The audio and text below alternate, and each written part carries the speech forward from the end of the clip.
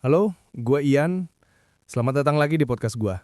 Di episode sebelumnya, kita udah ngobrolin soal intuisi. Bisikan dari dalam yang sering bikin kita dibilang paranormal. Nah, hari ini gue mau bahas kelanjutan dari itu. Yaitu tentang batasan atau boundaries.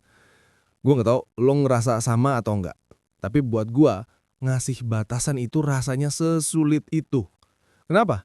Karena sebagai INFJ, kita itu cenderung people pleaser alami. Kita pengen semua orang senang, kita pengen menjaga keharmonisan, dan yang paling sering, kita takut buat nyakitin perasaan orang lain. Contoh paling sering nih, temen lo minta bantuan, padahal lo lagi capek banget. Atau lo diminta lembur sama atasan di hari Sabtu, padahal lo udah bikin janji. Di kepala lo tahu lo harusnya nolak. Tapi di hati, lo nggak tega. Akhirnya lo bilang, iya deh. Dan pulang dengan rasa lelah dan sedikit kesel. Gue pernah di posisi itu berkali-kali. Sampai akhirnya ngerasa capek sendiri. Lelah bukan karena bantu orang, tapi karena ngorbanin diri sendiri sampai lupa sama kebutuhan diri sendiri. Rasa lelah ini lama-lama berubah jadi rasa kesel dan akhirnya jadi dendam. Jadi gue belajar satu hal.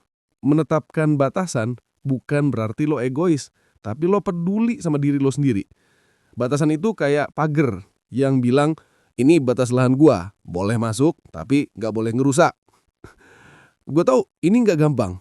Coba mulai dari hal-hal kecil. Misalnya, bilang, maaf hari ini gue gak bisa buat hal yang lo beneran gak sanggup kerjalin. Atau matikan notifikasi handphone pas jam istirahat. Hal-hal kecil ini lama-lama bakal jadi kebiasaan yang bikin lo ngerasa lebih kuat dan lebih bisa menghargai diri sendiri.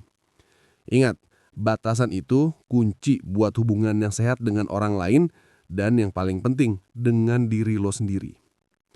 Di episode berikutnya, gue pengen ngobrolin soal hal yang sering jadi pelarian kita, waktu sendiri, dan kenapa itu sangat penting buat kita.